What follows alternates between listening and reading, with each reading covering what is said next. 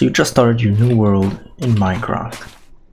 Now, usually the first thing you should seek out when you play Minecraft is...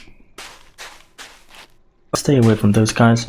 Anyway, the first thing that you should usually do, Minecraft has taught us anything, is grab wood. Now, if I head over here, I will notice that wood can actually not be grabbed with your fists. This is rather upsetting. Minecraft has always been known as Tree Punching Simulator, or other names of the sort. Well, fortunately here, this is a more realistic RLCraft, so we won't be able to do that. If you've watched Faxy's quick guide on RLCraft, you should know that you should first acquire flint. Now, this is true and you should acquire flint first, but in my opinion, you should also grab these pebbles. Now you can pick them up with the right click, but you can also break them. If I were to break it, I'd have to pick it up. It's another feature of RLCraft. I can either pick it up by right clicking. This is if you have to pick a specific item up, but I can also simply crouch in its vicinity, and this will make me grab several items. Now the default key for zooming in is C, and it's quite useful since most things aren't friendly. And you don't actually want to get up close to find that out. So for now, we'll just pick up these pebbles. You'd only actually need 4 of these, and if you put them together, you get a block of cobblestone. Now, if you were to break leaves, RLCraft gives you a chance of them dropping sticks. Quite useful. Now with this, we can already craft a stone dagger. Now, obviously, this knife isn't particularly strong, it's a dagger. But this mod pack isn't particularly friendly, so you're going to want to be able to defend yourself, even right off the start. Now, if you've noticed, I've actually acquired cobblestone without having done any of that flint stuff that's been always talked about in these beginner guides. Now, unfortunately, you can't skip the entire flint issue, because in order to actually make a pickaxe, you're going to need a crafting bench, and this needs wood. But it doesn't change the fact that if we happen to find a crafting bench by itself, because if we happen to find a crafting bench by itself in a village or something, which obviously happens, we'd be able to skip the entire process. Now, for the guide's sake, I'm going to actually do everything by following the rules. Fortunately, since we can acquire stone without actually needing a pickaxe first, all we need is 1 flint. Now, this flint needs to be smashed against a rock. Well, this wasn't actually a very fortunate spawn in the middle of a desert. There aren't actually any rocks up in the open. You know, I probably could have found something interesting in there. But, never mind. Okay, I couldn't seem to find any rocks, so, well, I'm just gonna place one on the floor.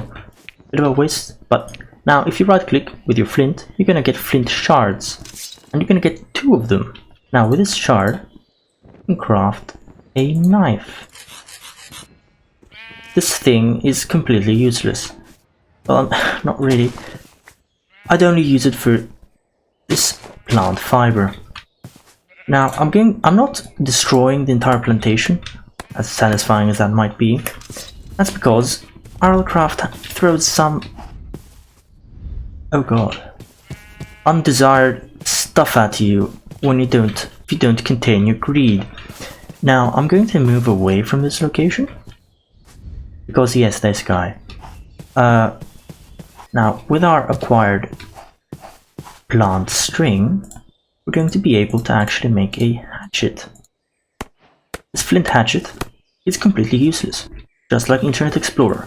We only needed to chop this 1 tree. Once that's done, we can throw it away and install a better browser, if we were following this metaphor. Now, as you can see, there's gravity. And this isn't actually anything special, since a lot of mods actually have this.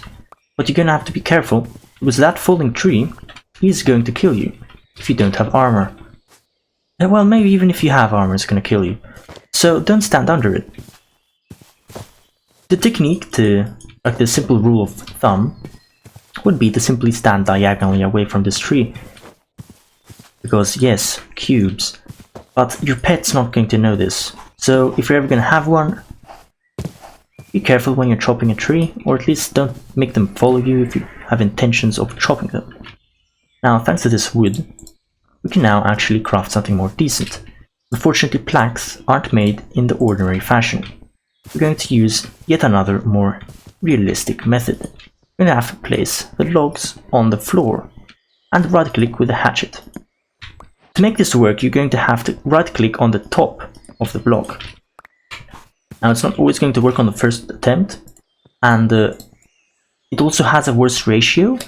This might be this is a terrible axe. But yes, you see, 3 logs only gave me 6 planks, so the ratio is also different. Now, thanks to our crafting bench, we can actually finally build ourselves a more decent tool. I did not make enough stones.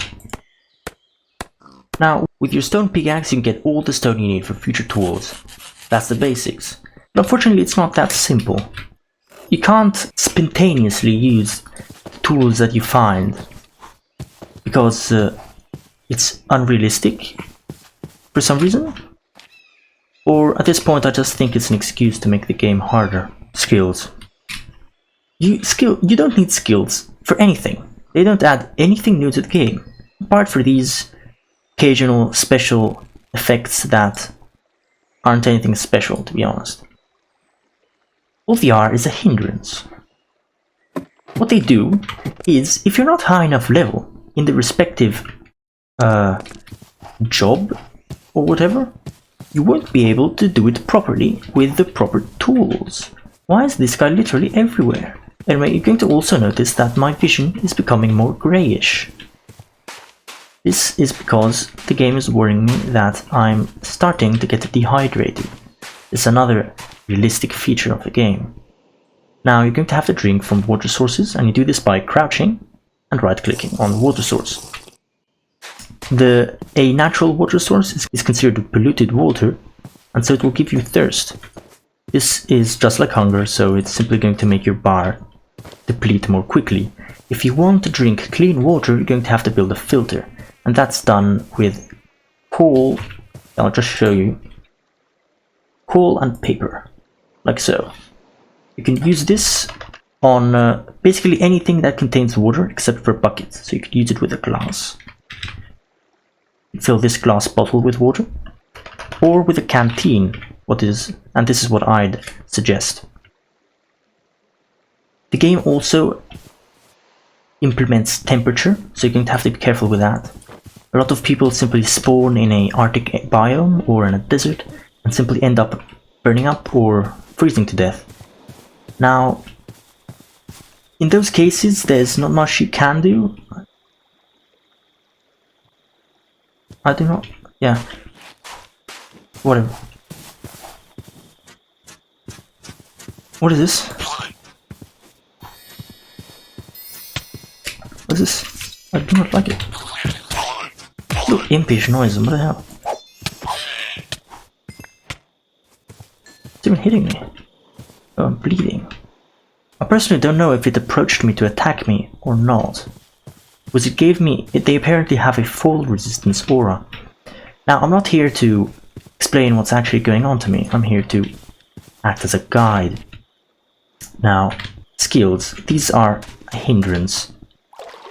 What you're going to want to do is get these out of your way as soon as possible.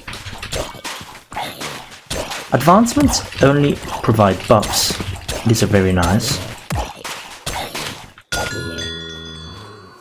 Realistic. Okay, this is also an important part of the tutorial. As you can see, each time you die, you respawn in a completely unrelated area. This is done on purpose because if you spawn in an unfavorable area, usually due to climate, because yeah, there's not much you can do about it at the start of the game, So you're best off just dying and spawning elsewhere. Now this is the issue I was talking about. For example, I'm not able to plant seeds. Basically, I'd need to invest points in farming in order to be able to plant seeds. I can't care less about seeds, so I'm just gonna put them back. And those are dangerous. No, basically everything is dangerous, really, apart from this guy. Okay, this is also a good opportunity. Okay, he had the worst effect for examples possible. What the... Okay, basically that shining guy is a rare mob. They're not actually rare, unfortunately, but they have special effects. This house is probably not safe, but I'm going to enter anyway. It was a bad idea because I'm flanked now.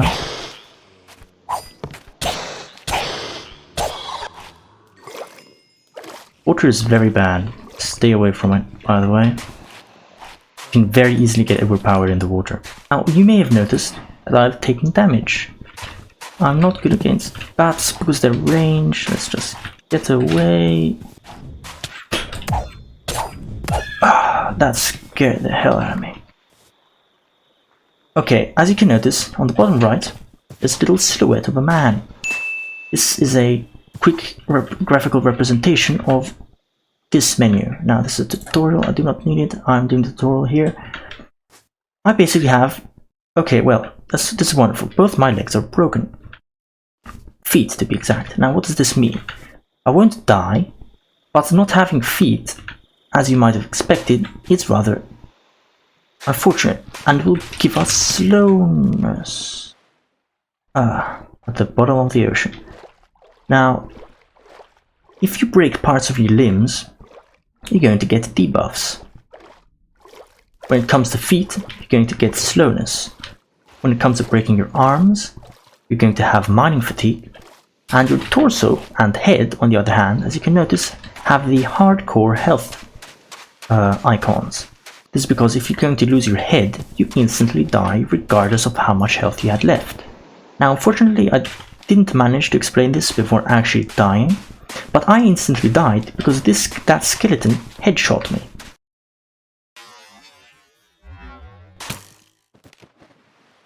Now, there's a lot of complaints about skeletons being overpowered, since they always aim for your head, and that being a critical part of your body, it's not always pleasant to die in 1 or 2 hits.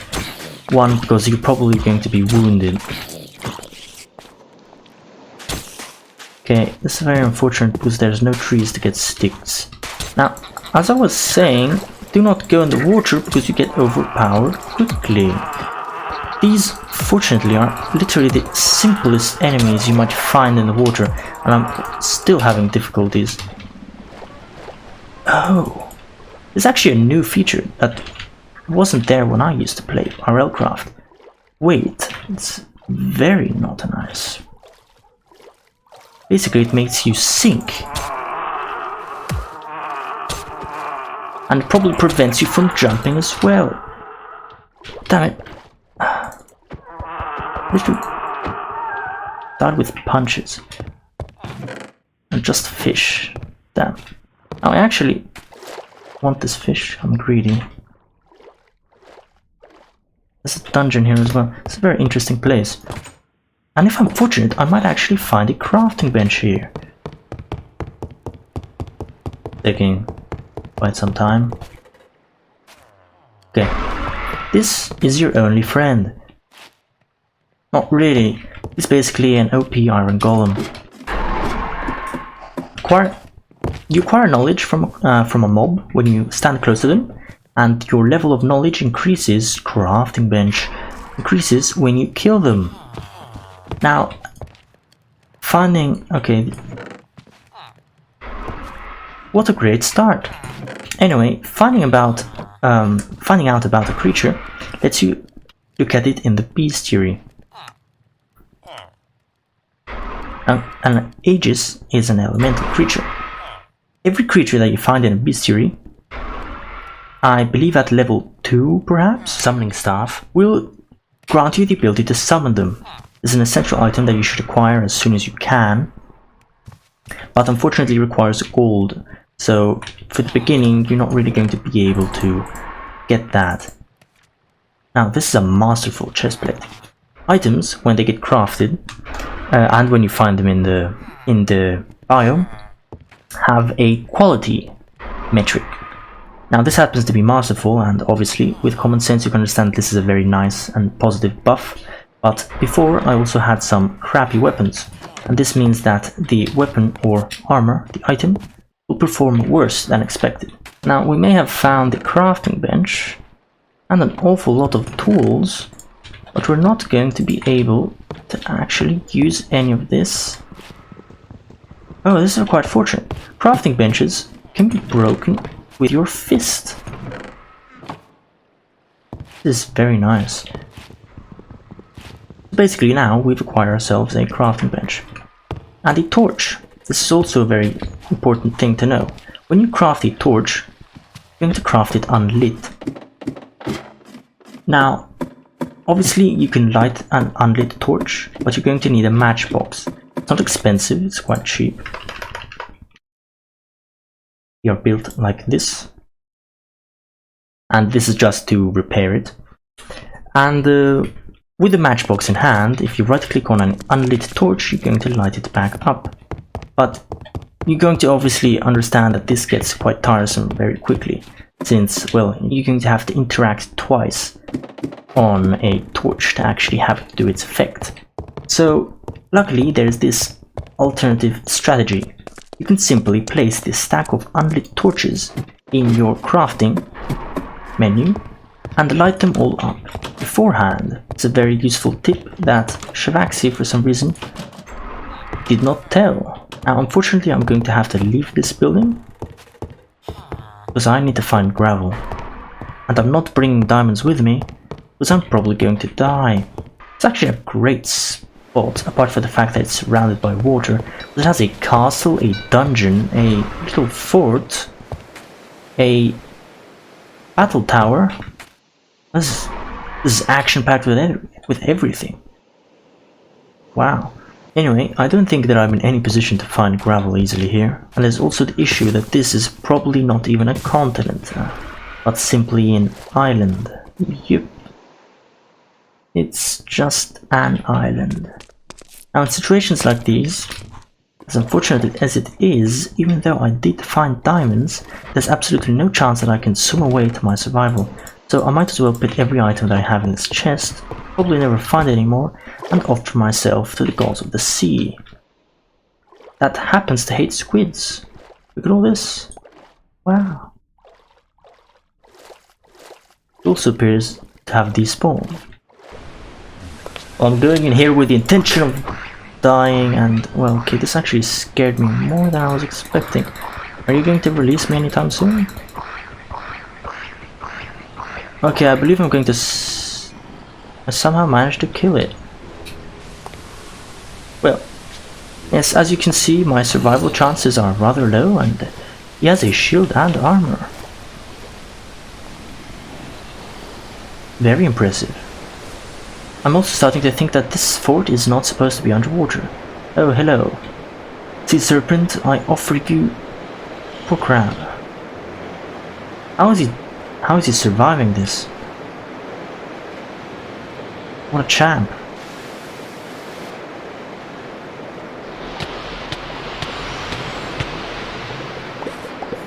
I'm just dying for— oh no, he's killing me. He's not even considering me. Okay. Yeah. All I had to do is punch his tail and I instantly die. Okay, and we spawn again underwater. This is also just an island biome, so I'm going to go ahead and die. Sirens are rather bothersome creatures, because even if you're overpowered and can easily kill a siren, they're still going to lock onto you and prevent you from moving. As you can see, no matter what I do, I'm blocked. Now the enchantment is dispelled once you get close, because they go in attack mode. They're actually rather weak, unless they bite you in the head. Finally ground. And a tree. and stones. That is quite an amazing structure. Wow, that's wonderful. Anyway, there's some passive creatures here that you might want to note. These are mechas, and these are Aerosaurs. They're peaceful, you can even punch them, they will not attack you. They're basically farm animals. Yeah, farm animals. These guys theoretically are peaceful as well.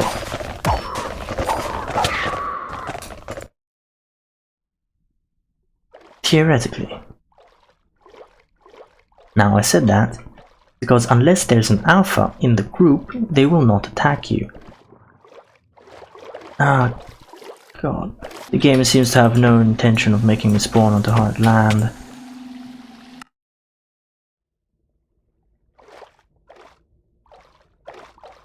Oh, not again.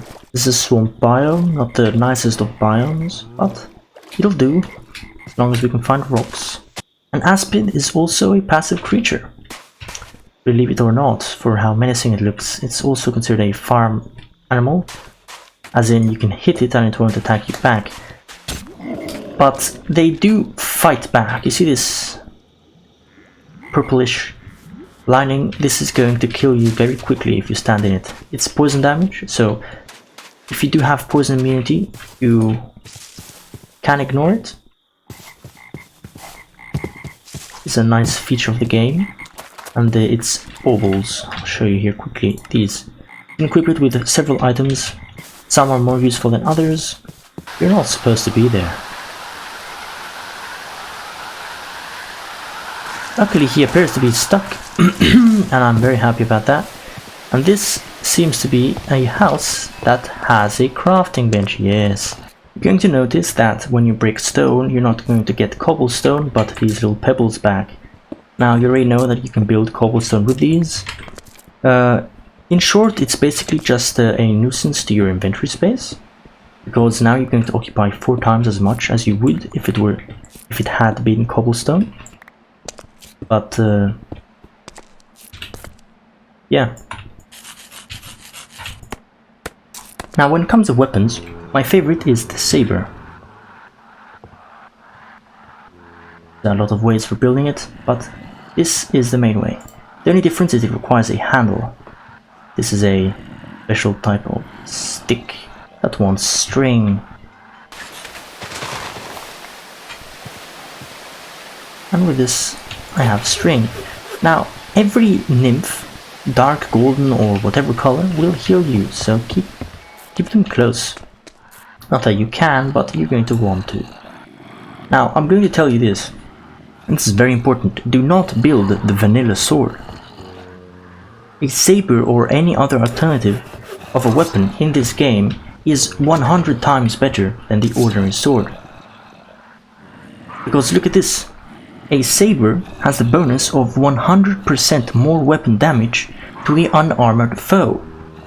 Now this is basically almost every enemy in the game. And it furthermore absorbs 25% of the damage that you would have taken.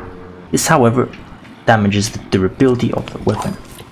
Oh, talking about enemies with armor, those guys have a lot of it, so I'm not going to go in there.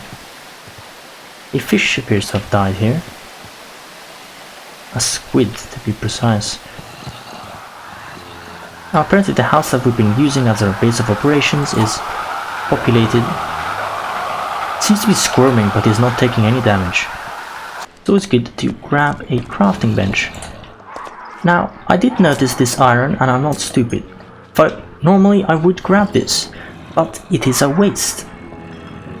Because I would not have enough levels to equip it anyway, since I'd need a defense level 8 in armor. Now, skills work in tiers, you might say. Starting off with the novice, and they're breaking down the door. Maybe I'm safer out here? Okay. These tiers are usually each 4 levels. Skills usually in between do not do anything special. Now there are some odd cases, but the things that you should be watching out for is 4, which is the basic level. Now to make this simpler to understand, let's say that it's cobblestone level, and it's going to allow you to do all cobblestone level things. 8 is iron, 16 is diamond, and 24 is dragon. Now, these are big leaps, but they're usually the most frequently asked and needed levels, so that's good to know. Advancements? I can't believe you've done this. Now, the Advancements tab will prompt you with 3 selections. You should get this as soon as possible. Choose these wisely based on your playstyle, because it is quite difficult to change it later on. If you choose the mining trait, you will get more experience by mining, quite self-explanatory. Crafting means that you get more experience when crafting items, and combat, that you get more experience when fighting. Now, I'd suggest combat, since that's what you mostly do in the game, but as said before, it's based on your playstyle.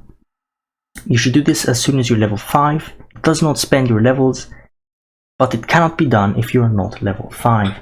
Although as soon as you reach level 5 you should select your advancement type, I do not suggest to get any buffs for the time being.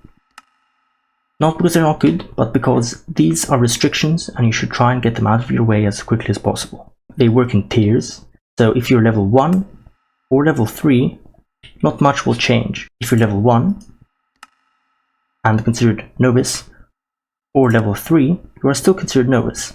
However, once you reach the 4th level, and this goes on from 4 to 8 to 12 to 16, you increase a rank and are now considered a fledgling. I wouldn't suggest doing any advancements before you've reached at least level 4 on everything here.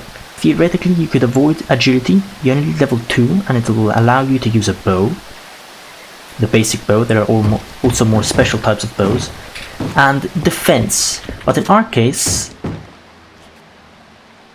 since we have available iron, this guy's blight.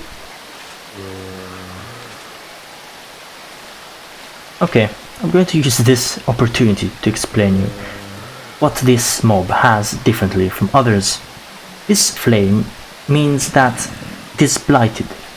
A blighted mob is an OP version of its respective creature. So even if a zombie has this, you'll become overpowered. And I in fact died in 1 hit. Blighted mobs have an insane speed, so you're only going to be able to run away from one if you have a mount. Why is it always night when I start over? So you won't be able to run away from a blighted mob.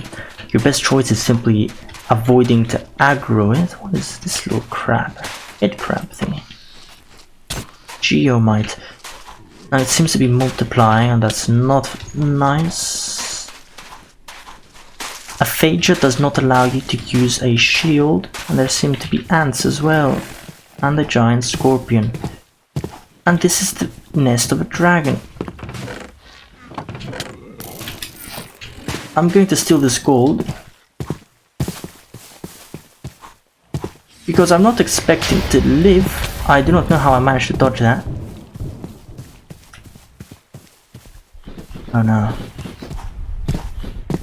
Oh no. These have a swarm mine and they're all swarming on me. No, they're not aggressive.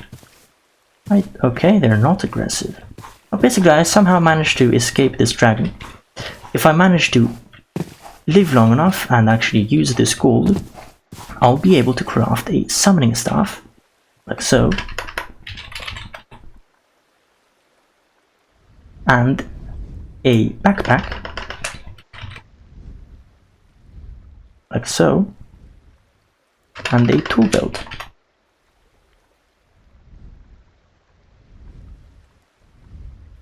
Tool belt luckily doesn't need any gold. Now these are very essential items, and I'm saying that the gold is useful because these essential items that you need in the beginning of the game, usually the choke point that prevents you from getting them early on is gold. Now the other essential item that does not require gold is a shield.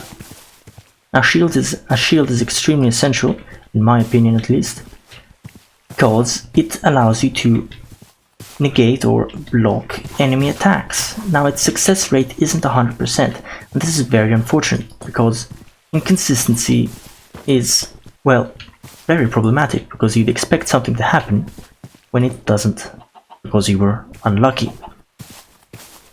Now, fortunately, this mod pack provides many variants of shields, so do not craft the default one. You can craft some in wood, like so, in stone, iron, and so forth. It's always an evolution that starts off from the wood base.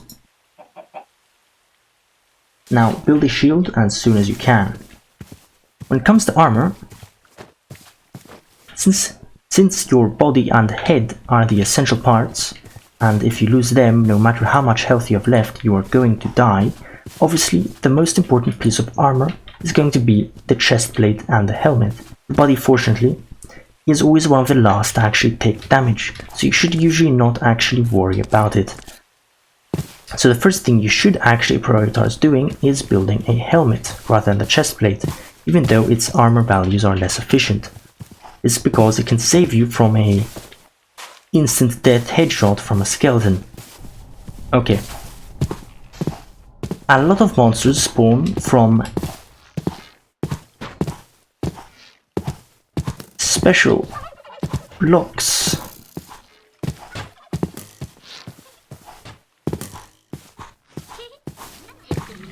Okay, now I'm probably going to die of dehydration if I don't get to water soon. Apparently a meteor or some kind of structure here has destroyed every tree in the area and allowed me to skip having to build an axe, which is fortunate. Now, I forgot to mention that when you drink you have to use your empty hand.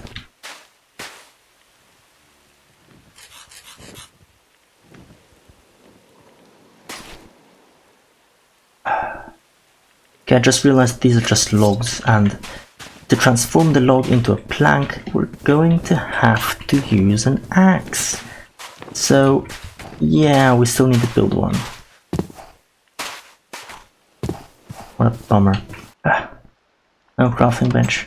Now a bed would allow you to permanently save your location and no longer randomly spawn on death. But it's also a nice way to scout out the map, so I'd like to only sleep. I'd suggest only sleeping once you want to actually confirm where you're going to live. You're going to want to confirm your habitat. And this does not seem rather appealing, so I'm probably going to not sleep here if I do manage to survive. All I need is one flint. Are we serious here? Seriously? Not even one flint? There still isn't a single piece of flint. Now, entering water, this is something that's useful to know, lowers your temperature. So it can be either your salvation if it's a hot climate, or your downfall, like in this case, if it's a temperate climate, but you happen to be standing in it all the time. This wolf saw me, I have broken legs, and I do not know how to run away. And I'm also freezing. Luckily mobs aren't good swimmers. And I'm freezing again. Desert, warm me up, please. Oh boy. As you can see, these guys are friendly, as long as there's no alpha. The alphas are red. There's no gravel in the... oh. But we just found a death worm. What? These guys just killed a death worm. What? Wow. Now I have a feeling that I'm not gonna survive this. I'm just gonna store all these trinkets in here for my future self to find these in case I come exploring. It's gonna be a nice little surprise. RLCraft does not allow you to see your coordinates. If you do want to know your position on a map, there is a specific item, and it's very well made. It's the atlas. There's also an item that you should craft at the beginning. Now, it's crafted with a compass and a book and quill. A quill like this, and compass like this. An atlas will register everything that you have explored, just like any regular map. Why am I finding all this amazing random stuff on the floor? The atlas will register everywhere you've gone and will, well, map it. You'll be able to put markers on it and all kinds of stuff. But there's this issue. You lose the atlas, you lose the map. So it is very crucial that you always create a clone of your atlas. You can clone your atlas by placing the filled out atlas together with a empty atlas that you just crafted. This will clone them and they will automatically stay in sync. Luckily, otherwise, I mean, what's the point of a map if we're going to have to update 2 of them at a time? And it's become night again before I've managed to find a single piece of flint. Now, I've actually managed to survive long enough that death by starvation seems to be the next thing that's going to happen. I'm not going to bother trying to kill these sheep living their graceful lives because, well, it's not like I can acquire any coal to cook the meat anyway. Oh, and here comes the Deathbringer. These are very nice mobs. They're very quick. They used to be my pet, my first pet in my other game. They're nice mounts. And yes, I keep spawning in deserts.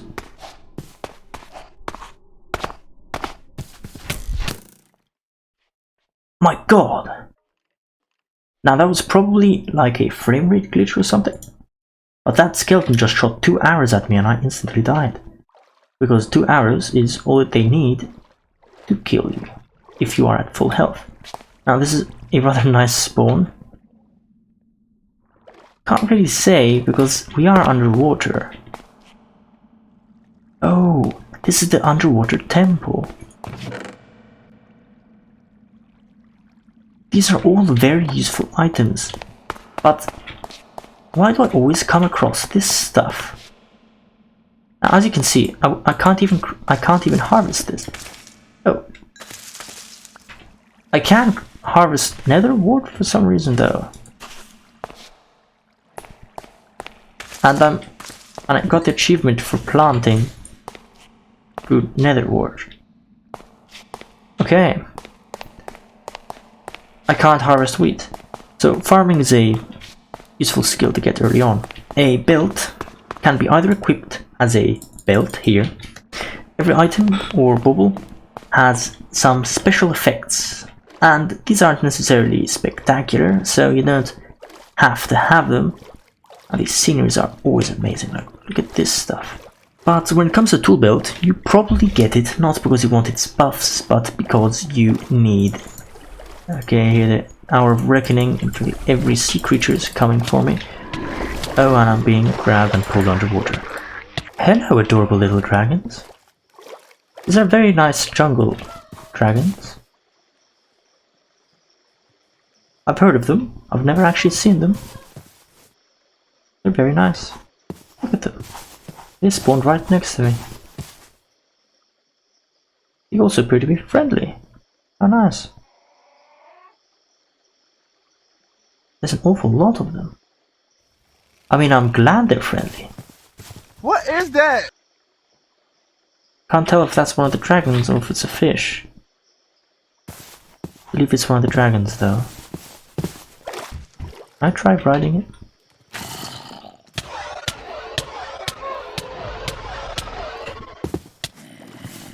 You can.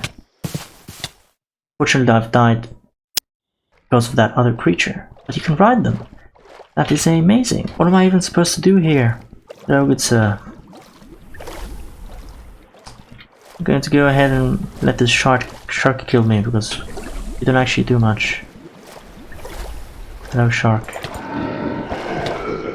Ah, finally round. And there's beautiful llamas.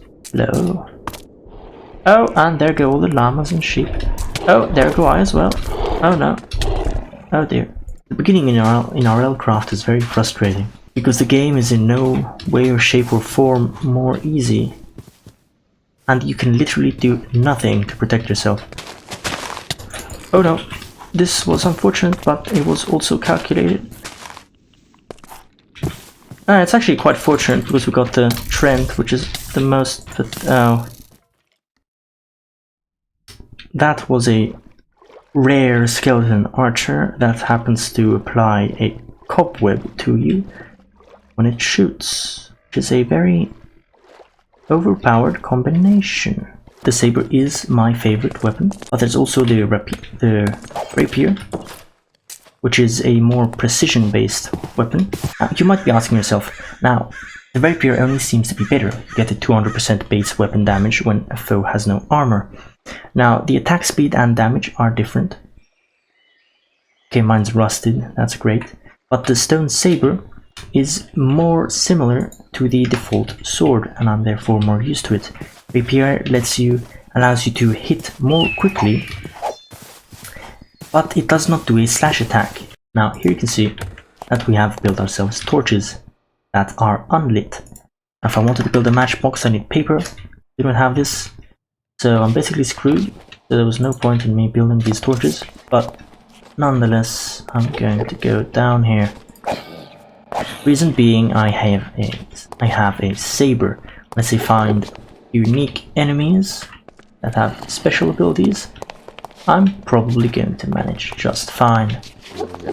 Endermen happen to blind you now when you're close by, which is not very nice. I can barely see anything.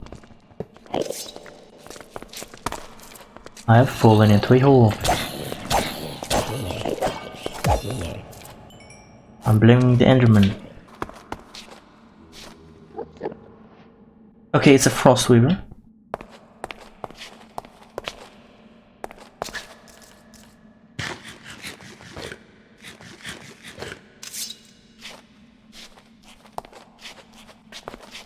You may as well have noticed that you do not heal.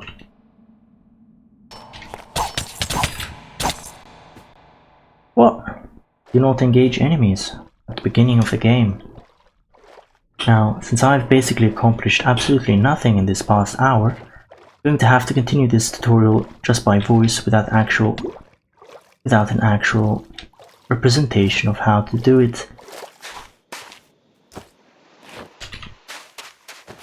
Basically, what I suggest you to do is the belt.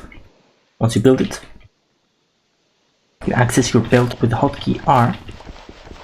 Now, what the belt does is it lets you store tools in it. Now, it might not sound particularly useful, but since you're going to need a hatchet for breaking any kind of wood now, because RLCraft, you're going to have to bring a lot more tools than you normally would. So you're going to have to bring a hatchet, probably bring alternative weapons, because a saber isn't a solve-all weapon. In some cases you're going to have to use a bow, or in other cases a halberd might be more useful. Now in my opinion, the halberd is a poor people bow. It's a hard-hitting, high-damage weapon. Halberds are great against boss-like units, where keeping your distance is more important, but if it comes to zombies, you're probably going to get overwhelmed. And overall, the entire concept of using a halberd is so that you stay safe at range. So this means that if you have a bow, you're going to use a bow. You're going to prefer using a bow. Bows are also a lot more powerful than a halberd. This is because you can upgrade the strength of your bow quite a lot, to the point that you can fire it as if it were a machine gun. Obviously, this is going to consume a lot of arrows. Now, since the bow is the preferred weapon, and I'd say the ultimate weapon, the bow is the best weapon if you can upgrade it to a high enough level. There's a lot of special arrows. Now, I'm not saying the bow is overpowered because you're going to use these special arrows, but just in general. What I'm suggesting here is always craft 3 arrows at a time. This is because you get a bonus extra 4 arrows. Now, another thing that I suggest that is very useful to know is pressing F7. F7 displays the light levels. This is very useful. Now, this is just like standard Minecraft. So at 7 mobs are going to spawn. Now, it's just a steep hill, so yes. But basically, if it's red, this means a mob is going to spawn. If it is yellow, it is at risk, and if it's green, it is safe and no mob can spawn. Now this is taking into consideration, the lighting is taking into consideration the sunlight. This means that since this is under the shade of the tree, a mob can spawn here. Although there is no torchlight here illuminating it, so it's still 0, it is yellow because the sunlight is reaching it.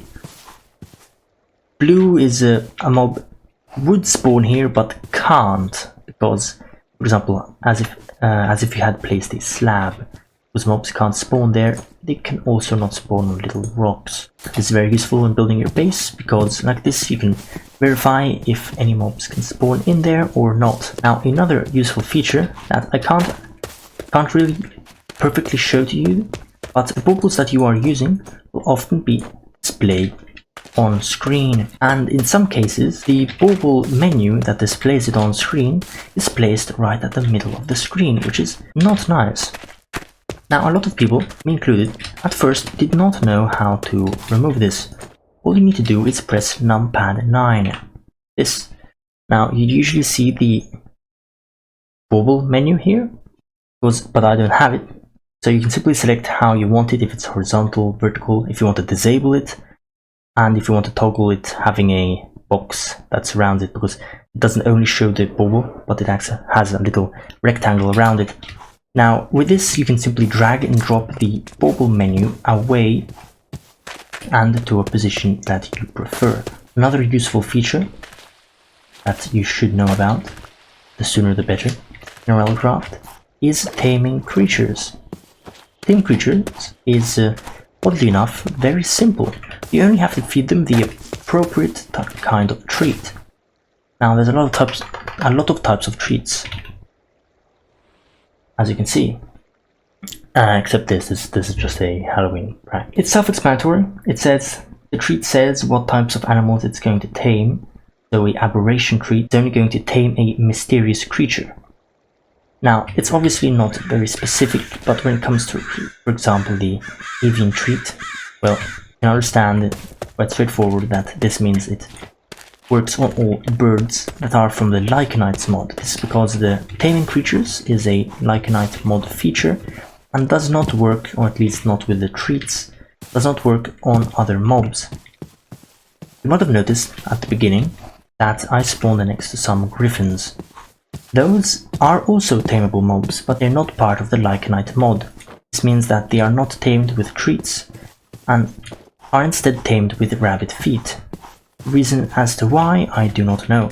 Instead of simply right-clicking the treat onto the animal, when it comes to hippogriffs, you're going to have to toss the rabbit foot at it, in hopes that it picks it up. Now, Lycanite mobs also have the nice feature of being able to be soulbound. It's quite expensive to do, and it's done with a soul stone. The soul stone will require 4 diamonds on its own, but it will also require a soul gazer, which in turn also requires yet another diamond. Now the soul gazer lets you analyze creatures. You're going to analyze them automatically by standing close to them or by killing them, but the soul gazer can also do this more easily. There's blazes here for some reason. Now if you right click with the soul stone on a tamed Lycanite mob, it will officially become a pet, and you will be able to find it in the pets section of the bestiary. In fact, there's written here no soulbound pets. These can be summoned at will, and when they die, they will be able to respawn after a certain cooldown. Most Lycanite pets can also be equipped with a chest. The chest will allow them to have a personal inventory, and they will be able to carry your stuff. When they die, the items that they carry will not be lost. So it's like a safe spot for you to place all precious items in. Now, as I said before, you can clone the atlas. And as long as you have at least one of the atlases that are compiled, you won't lose all the progress of things that you've explored up till now. Because if you do lose a compiled one and create a new one, without being able to clone it, then all the progress on the map will be lost. So the clone is just as important as the original. but you're only going to want to carry one with you. There's a skeleton in this house. Hello, skeleton. Now, when it comes to pets to tame, you're usually going to want to just find a very fast pet. This pet can help you in combat, but, well, you usually only want to do that once it's soulbound. And the one I suggest you to get as soon as possible are called Rock. This is the rock mount that I was talking about. Now, if I may not die due to this skeleton, I'd like to demonstrate him to you. But basically, they have the ability to... Okay, kind of missed that, but he basically just have the ability to pick up mobs and throw them. Oh no, don't kill me. Oh no. Useful mob to have as a pet since it can fly, and because it has the very amusing ability to pick up enemies. It's very amusing because one of its tactics when fighting you is to literally pick up a creeper and drop it onto you. This also means that you can do the same. Summoning staff is more combat based. Summon the minions will disappear after a certain amount of time, and summoning minions will cost mana. Mana automatically regenerates on its own, so there's usually no problems with it. It mostly only indicates a sort of max unit capacity, since each minion has a certain price to be summoned. Now, fortunately, since we have discovered the Aegis, I consider these to be the best summons that you can get, precisely because they are very cheap. Summoning cost is only 2, and they fly around the place. This gives them a tactical advantage. These may not be very beginner tips, but baubles are very useful. They can give passive effects and immunities, for example a complete poison immunity, an immunity to blindness, and so forth. Some of these baubles are more useful than others, but the most sought out bauble of them all is a Dragon Eye. Now, the way you acquire it is quite self-explanatory and it has nothing to do with a beginner's guide, but a Dragon Eye is something that you should really want.